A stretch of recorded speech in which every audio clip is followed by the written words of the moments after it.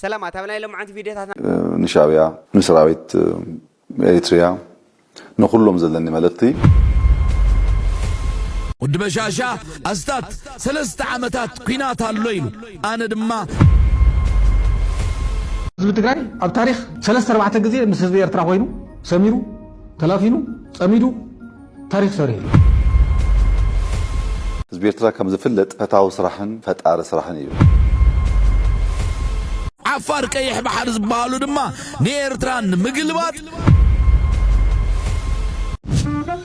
ዳው ቀልቢ ኤቭሪባዲ ተመዚያ ዜብራት መስል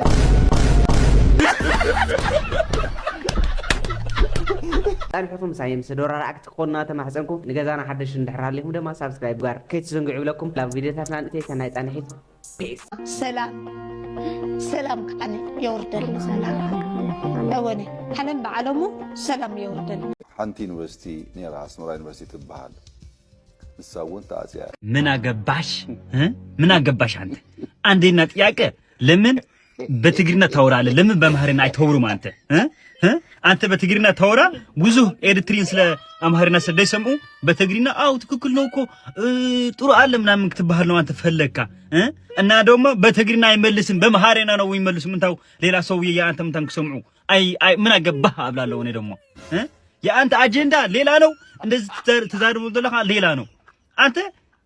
ወደዚህ ቀይ ባህሪና ነው ቀይ ባህሪ ይስፈልጋል ምናምን ትብላል በዚህ ደግሞ ለህዝብ ኤርትሪን ክትሽጥር ምንታን ደግሞ ኤርትራ እንደዚህ የለም ዩኒቨርሲቲ የለም ምናምን ምን አገባሽ የነ የኤርትራውያን መልስ ደግሞ ምን አገባህ አንተ ጂድ ያንተ ሀገር አለ ያንተ ሀገር አውር የኤርትራ አንተ ማን ነው አንተ ታውራለህ ሀያ ደዳ ምን ተምጣለ ደነዝ نكسمرا خمس بلو كونتات مسفاي بلصقنا እንዳخربت امخدا عفار ቀይሕ ባሕር ዝበሃሉ ድማ نيرتران مغلبات سفيح السلاماو سلف غيروم نيروم معبل داون ايرترازبل داون ايرترازبل سفيح السلاماو سلفي تملكيتنا نملس down Eritrean government down Eritrean government down Eritrean government We are a strong Afar community and we never will be defeated. أتون كجون صمدويو نعرفتي أبال صمدو كدانا آمنة ህዝቢ ትግራይ ኣብ ታሪኽ 3-4 ግዜ ምስ ህዝቢ ኤርትራ ኮይኑ ሰሚሩ ተላፊኑ ጸሚዱ ታሪኽ ሰሪሑ አብይ አህመድ አሊ አስመራ ላይ አንድ ዩኒቨርሲቲ ነበር እሱም ተዘጋ ብሎ በትግርኛ ኢንተርቪው አደረገ حنتي يونيفرسيتي نيرا اسمرا يونيفرسيتي تبحال نساون تاعتيا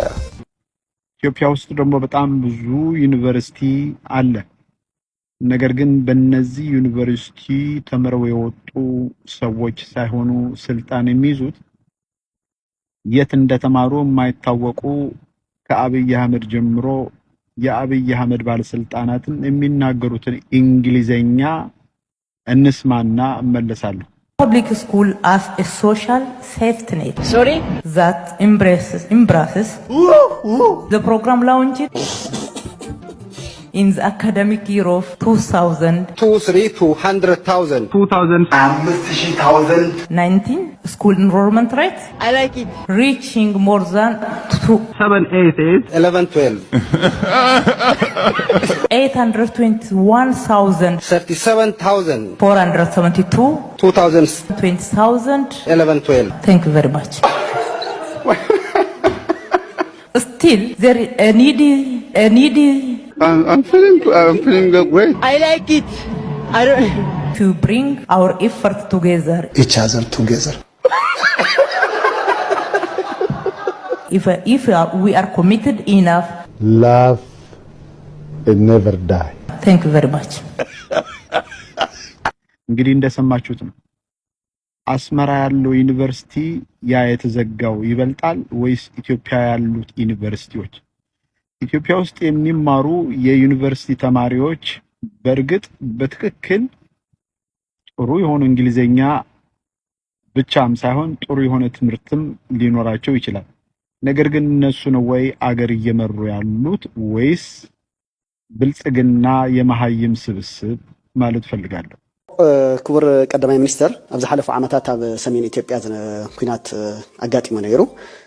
ነቲ ኩናት ንሱ ያው ዝተፈላለዩ ምክንያታት ዋላ እኳ ክህልዎ እንተኻኣሉ ብዋናነት ግን እንታይ ኢሎም ይሓስቡ ከምቲ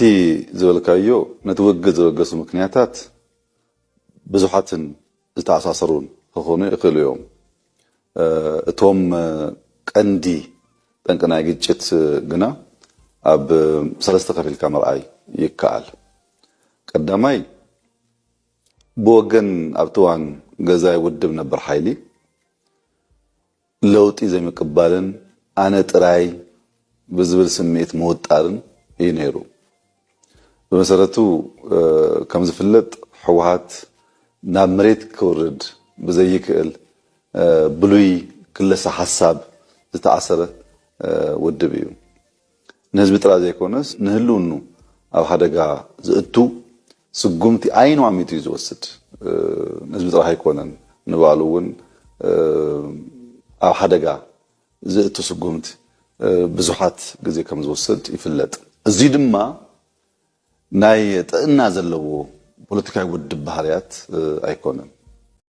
ባህር በር የማስመለስ ጉዳይ አሰብ ኤርትራ ሳውዲ አረቢያ ዩኤኢ ግብጽ ቱርክ እስራኤል እነዚህ ነገሮች ናቸው አይደል ሰሞኑን ጭንቅላታቸውን እያጦዙት ያሉት ለዚህ ፖለቲካ እኔ በ3 በ4 ደቂቃ ውስጥ ጫፍ ላስይዛችሁ መጀመሪያ ጉዳዩን በ3 ከፍሉና በእያንዳንዱ ጉዳይ ላይ የትኛው ሀገር ምን አይነት አቋምና ፍላጎት እንዳለው ነግራችኋለሁ አንደኛ የኢትዮጵያ የባህር በር የማግኘት ፍላጎትና የኤርትራ ጉዳይ በዚህ ጉዳይ ላይ ሳውዲ አረቢያ ያላት አቋም በተቻለ አቅም ኢትዮጵያና ኤርትራ ለዚህ ብሎ ጦርነት ውስጥ እንዳይገቡ ነው ማለትም ዊን አፕሮች ተጠቅመው ፍላጎታቸውን እንዲያሳኩ ምን አይነት ዊን አፕሮች ይኖራል ካላችሁ ለምሳሌ ጠቅላይ ሚኒስትር አብይ አህመድ የሆነ ጊዜ በፓርላማ እንደተናገሩት እነሱ አንገት ማስገቢያ ወይም ደግሞ ማስተንፈሻ የሚሆን የባህር በር ይሰጡናል እኛ ደግሞ ለኤርትራውያን እንደ አየር መንገድ ካሉ ትላልቅ ተቋማት ላይ አክሲዮን እንሰጣቸዋለን ብለዋል ስለዚህ ሳውዲ ኢትዮጵያና ኤርትራ እንደዚህ ዊን አፕሮች እንዲጠቀሙ ትፈልጋለች ሲቀጥል ደግሞ የዩኤኢ እንደ ኢትዮጵያ አይነት ትላልቅ ሀገራትን ይዛ የመስፋፋት ፍላጎቷ ያሳስባታል ወደ ዩኤኢ ራሷ ደግሞ ስንመጣ ምንድነው የምትፈልገው እንደሚታወቀው ዩኤኢ ወደ አፍሪካ ቀንድ ፖለቲካ ላይ አሁን ነው መምጣት የጀመረችው በአፍሪካ ቀንድ ላይ ስትመጣ ደግሞ ኤርትራ ኦሬዲ በሳውዲ ተይዛለች ዋናው ሶማሊያ ከቱርክ ጋር እየሰራች ነው የሱዳኑ የአልቡራን መንግስት ከግብጽና ከኢራን ጋር እየሰራ ነው ስለዚህ በአፍሪካ ቀንድ ላይ የባህር በር የሌላትን ኢትዮጵያ የባህር በር እንድታገኝ አግዛት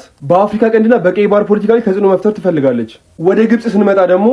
ኦሬዲ ከዚህ በኋላ ባለቀው ግድብ ላይ ምንም ማድረግ አትችልም ኢትዮጵያን ጎረቤቶች ጅቡቲና ኤርትራ ማለት ነው እነሱን በመያዝና በመክበብ ኢትዮጵያን ቀጣይ ዓላማ የሆኑን የባህር በር የማግኘት ጉዳይ ደግሞ ማጨናገፍ ነው እዚህ ጉዳይ ደግሞ በደንብ ማብራሪያ ከፈለጋችሁ ከዚህ በፊት የለቀቁትን ቪዲዮ ማየት ትችላላችሁ እስራኤል ደግሞ በተቻለ አቅም የቀይ ባህር ፖለቲካ ላይ ሰላም እንዲፈጠር ትፈልጋለች ቀጣናው ላይ ብዙ የምትሰራው ነገር ስላለ ኢራን ሱዳን ውስጥ መግባት ጋርም ይያያዛል በመጨረሻም ደግሞ ቱርክ ትመጣለች ቱርክ ደግሞ የምትፈልገው ኢትዮጵያ የሶማሊያ ሉዓላዊነት ሳነካ ማለትም ለሶማሊላንድ እውቅና ሰጥታ ከዛ የበርበራ ወደብን መጠቀም ሳይሆን እሱን ለቱርክ ትታላት ሌላ የባህር በር አማራጭ እንድታይ ነው የነዚህ ሀገራት በኢትዮጵያ የባህር በር የማግኘት ፍላጎት ላይ እንግዲህ አቋማቸው ይሄ ነው ትንሹም ቢሆን ማለት ነው ሁለተኛው ደግሞ ሱዳን ላይ ያለውን አርኤስኤፍ እና ኤስኤፍን ማንና ማን ነው የሚደግፈው ነው ሶስተኛው ደግሞ የሶማሊላንድ እውቅና የማግኘትና ያለማግኘት ጉዳይ እነዚህን ሁለቱን ደግሞ በቀጣይ ይሰራላችኋለሁ ዛሬ ትንሽ ጉንፋን ስለዚህ ነው ድምጤ ዘግቷል ሁሉም በኢትዮጵያ ፖለቲካ ላይ ፈጣን መረጃ እንዲሁም ደግሞ ትንታኔ መስማት ከፈለጋችሁ የአካውንት ትክክለኛ አካውንት ነው ላይክ እና ፎሎ ማድረግ እንዳትረሱ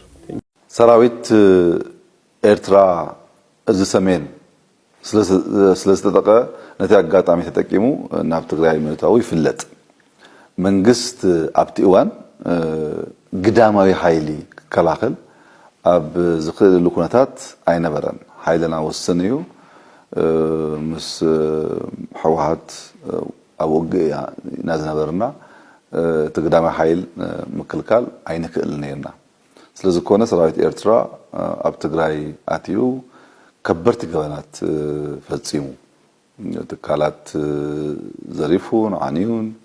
ንጹሓት ቀቲሉን ዓሚጹን ሲቪላዊ ትህተ ቅርጽን ማህበራዊ ትካላት ዘሪፉን ዓንዩን ብፍላይ ኣብ ከተማ ኣክሱም ኣብ ውሽጢ ክልተ መዓልታት በአማይት ዝቁጠሩ መናእሰይ ጨፍጭፉ ሽውዩ ዝተፈላልዩ በዓል ስልጣን መንግስት ፌደራል ንኣስመራ ተሪና ዝነበረና ማለት እዩ ኣክሱም ጥራሕ ዘይኮነስ ከም በዓል ኣድዋ ኣዲግራትን ሽረን ሓዊሱ ኣባይቲ ኣፍሪሱ ኢንዱስትሪታት ዓንዩ ማሽነሪታት ዘሚቱ ካውን መቀለ ዘይዓቱ ኢልና ሽዑ ታክቲካዊ በዝኾነ መንገድ አጽና ዮኔርና ከም ዝፍለጥ ንምንታይ ብዛዕትወ ከተማ ሁሉ ጥፋት ይገብስ ዝነበረ ሕዚውን አለኩ የንምባል ውጥም ቅልቅል ይብለሎ መልእክተይ ንሻቢያ ንሰራዊት ኤሪትሪያ ንኹሎም ዘለኒ መልእክቲ ቀንጠብጠብ ትብል ዳዋ ትመጾ ኣለዋ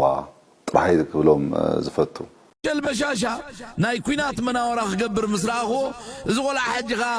قلت صوايديو أنبيبو ويس قل فيلمي ريو يخبل كني بوغني ريو وانكخون اللو خبز بولكم فيلمتات اتاناي سمانياتات سرو اي اوف ذا نيدل تبل فيلميا برقت حجي دونغي ريو واخون اللو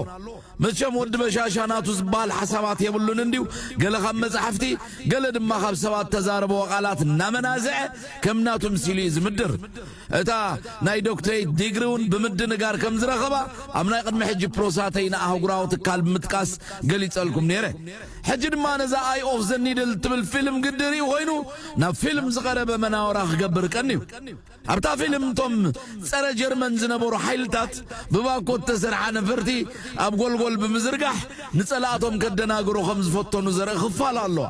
ازي نصلاي خاز الدناغرن سنا امراو صقط زغبرن مناورا اب غيزيو صبو سرح انت هنا ازيو لعل طنقاقن نقاب مستر ندليو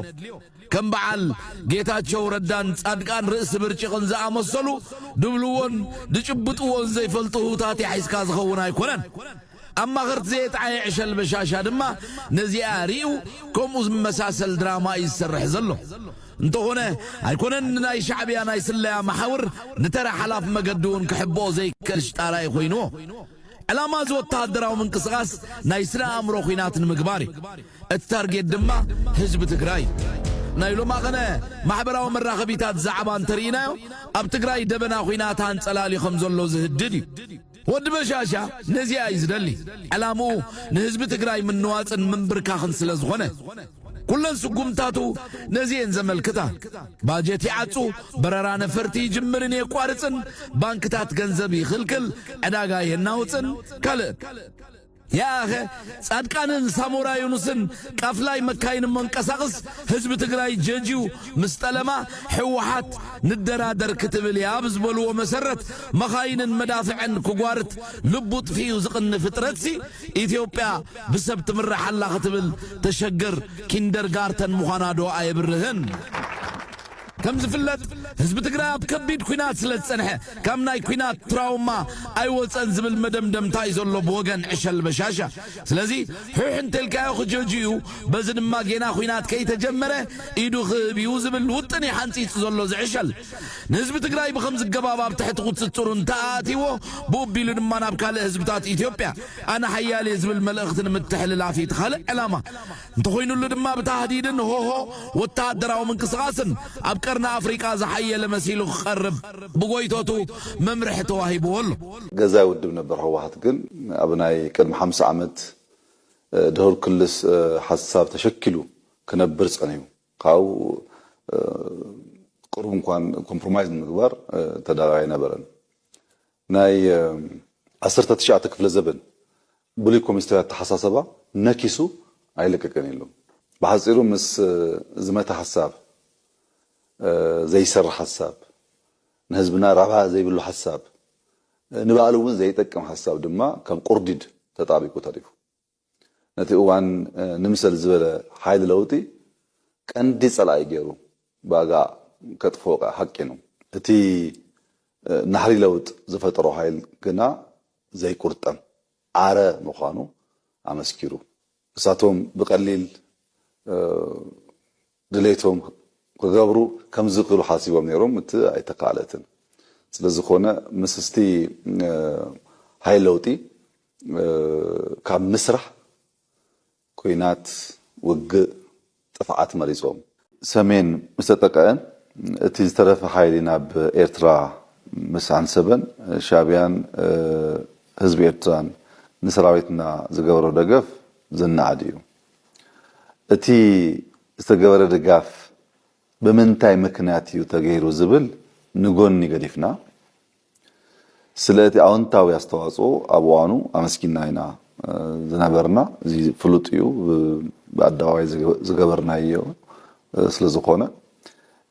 ነቲ እኩይ ተግባር ድማ ንወግዞ ኣለና ትደገፍ አመስኪና ትጸገምውን ከም ጸገም ክልዓል ስለዝግብኦ ንወግዞ ኣለና ማለት እዩ ነህና ንእኩይ ንሰናይ ድማ ሰናይ መባል አይንስከፍን ሰራዊት ኤርትራ እዚ ሰሜን ስለስተጠቀ ነቲ አጋጣሚ ተጠቂሙ ናብ ትግራይ ምእታው ይፍለጥ መንግስት ኣብቲ እዋን ግዳማዊ ኃይሊ ከላኸል ኣብ ዝኽእልሉ ኩነታት ኣይነበረን ኃይልና ወሰንዩ ምስ ሕወሓት ኣብ ውግእ ናዝነበርና ትግዳማዊ ኃይል ምክልካል ኣይንክእል ነርና ስለዝኮነ ሰራዊት ኤርትራ ኣብ ትግራይ ኣትዩ ኣባይቲ ኣፍሪሱ ኢንዱስትሪታት ዓንዩ ማሽነሪታት ዘሚቱ ካው ንመቀለ ዘይዓቱ ኢልና ሽዑ ታክቲካዊ በዝኾነ መንገድ አጽናዮ ነርና ከም ዝፍለጥ ንምንታይ ብዛኣትወ ከተማ ሁሉ ጥፋት ይገብስ ዝነበረ ሕዚውን አለኩ የነምባል ውጥም ቅልቅል ይብለሎ መልእክተይ ንሻቢያ ንሰራዊት ኤርትራ ንኹሎም ዘለኒ መልእክቲ ቀንጠብጠብ ትብል ዳዋ ትመጾ ኣለዋ ጥራይ ክብሎም ዝፈቱ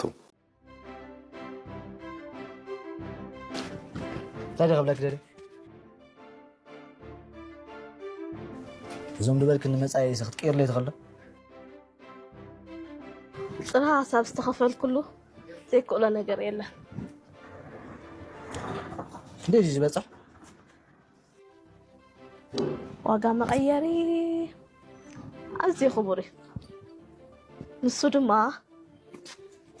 ነዞም ኣብ ዘይትካ ዘለዉ ሕንፃፃት ሓኺኽ ንዕና ክንቐይሮ ክንደይ ድማ ዝበፅሕ ናይ እዚኣ መሕከኺ ዋጋ መሕከኺ ኩሉ ዘለካ ሃፍቲ ሳንቲም ከይደረፍካ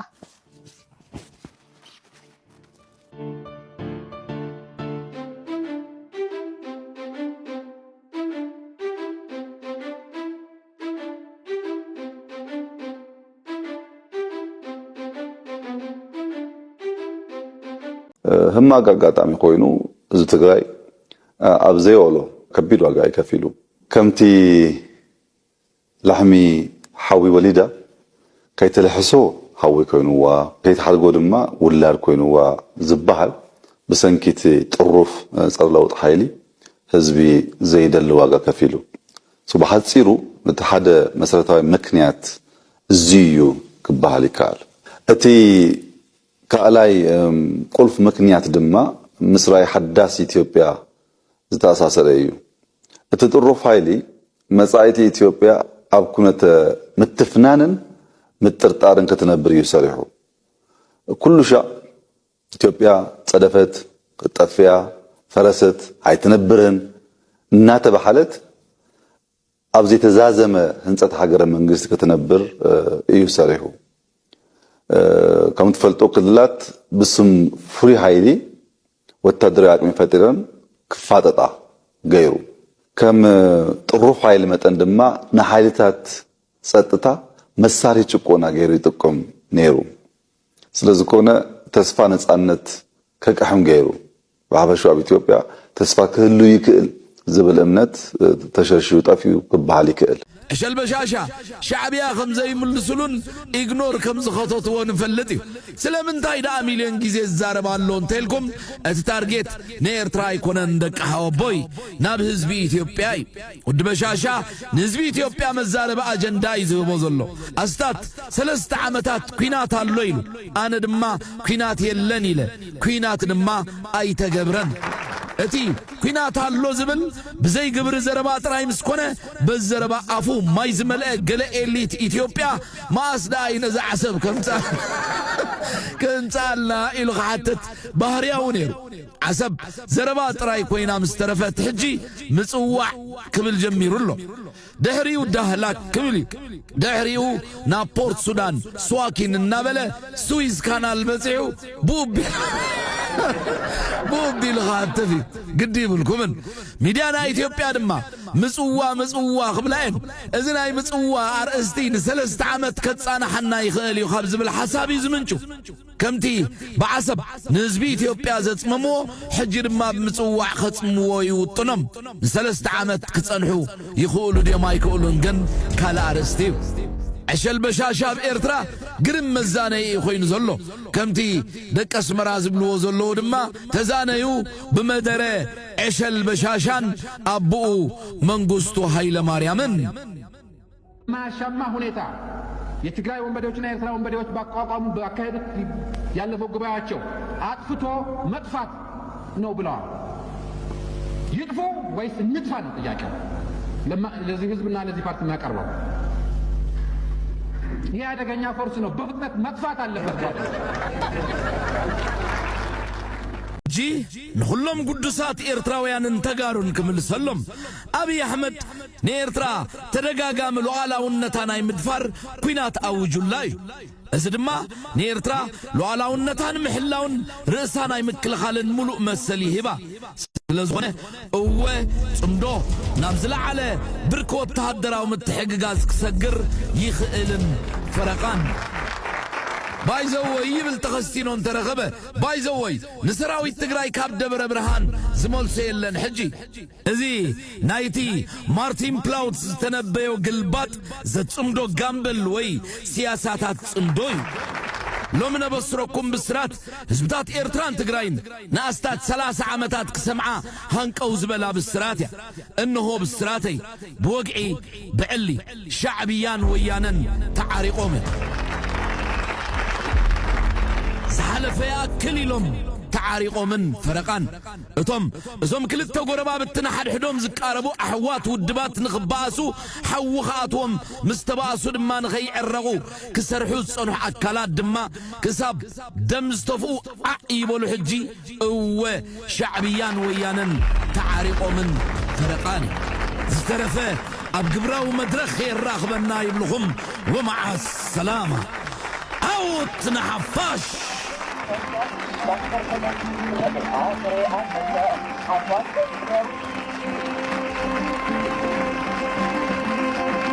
My